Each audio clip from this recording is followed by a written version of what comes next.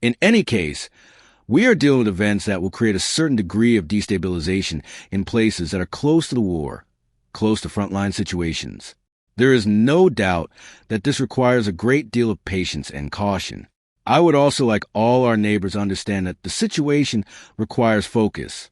I would say, I want to be careful with my wording. This is also another reason why we will be drawing our Ukrainian neighbors' attention to how important it is to conduct themselves appropriately.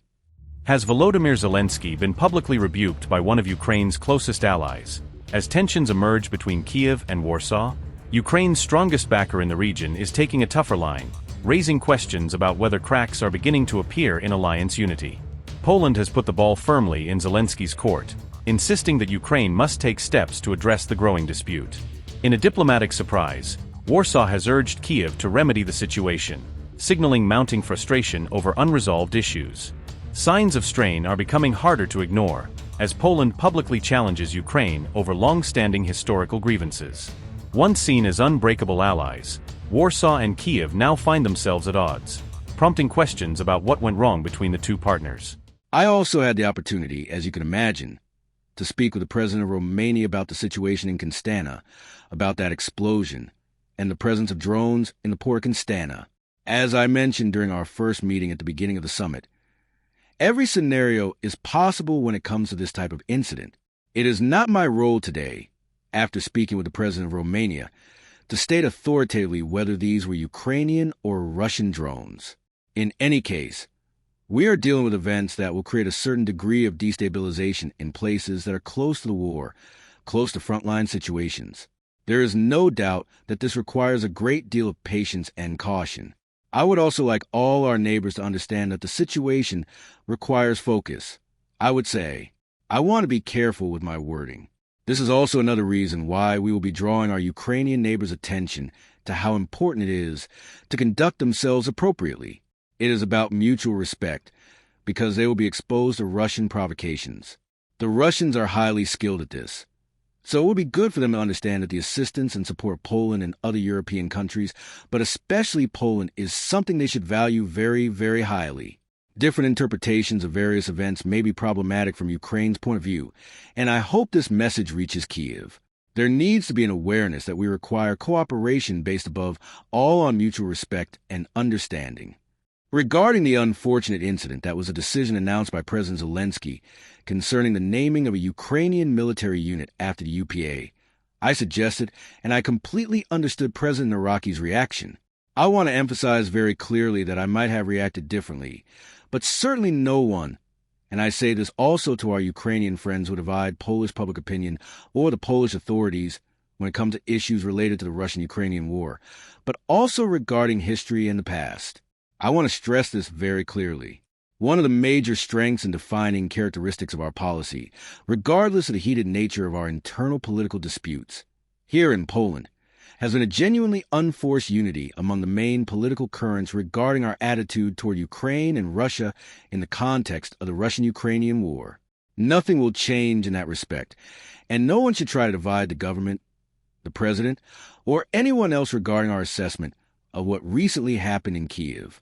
Certainly, and this is also my intention, together with the president and all serious political forces in Poland, we will carefully preserve Polish unity on matters concerning Russia and Ukraine.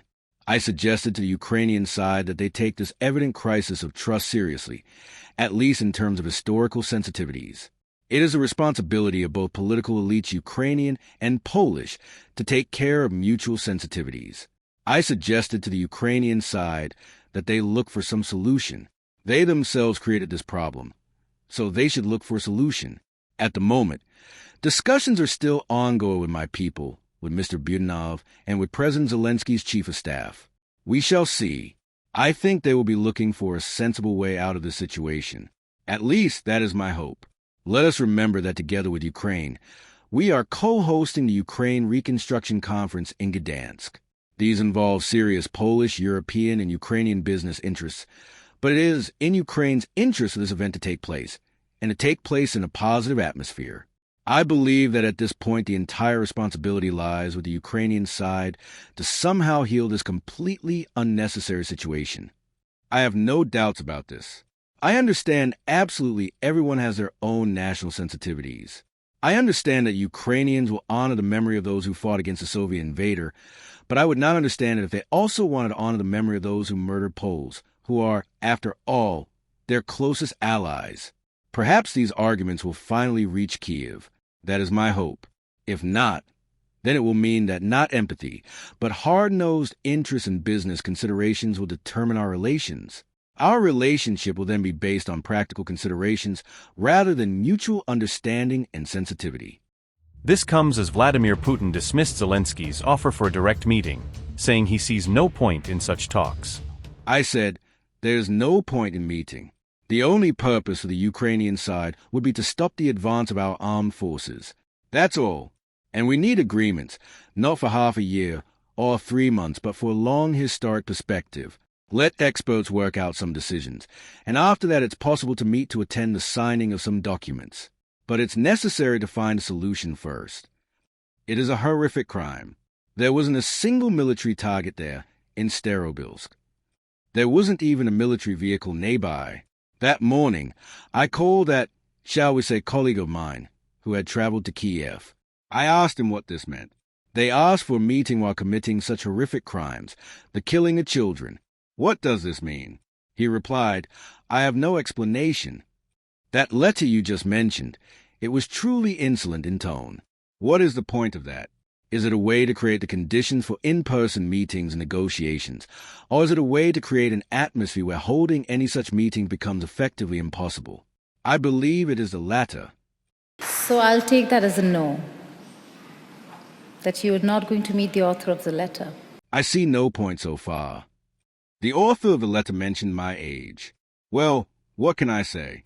Of course, everyone has to consider their age. But it seems to me that many other political figures carry out their duties at my age, and some are even older than I am. One should not be afraid to stand for election, and must always act within the framework of the Constitution, because holding on to power outside the Constitution is called the usurpation of power. It is a criminal offense. So, there is no need to be afraid. One should go to the polls. That is what I would advise everyone to do. Especially since there was talk in Ukraine about upcoming elections, but then things went quiet. It is unclear why. Reliable guarantors at negotiations certainly never hurt. However, I do not quite understand why the American administration, or President Trump, is being rejected for that role. The Ukraine want to receive weapons from the U.S., yet for some reason, they do not want to see the U.S. administration and President Trump acting as guarantors. That raises questions, doesn't it? We all saw Donald Trump right before the eyes of the whole world educating the author of this letter and pointing out the dress code. You see, constantly playing the Rambo first blood card might be appropriate in some situations, sure, but not everywhere.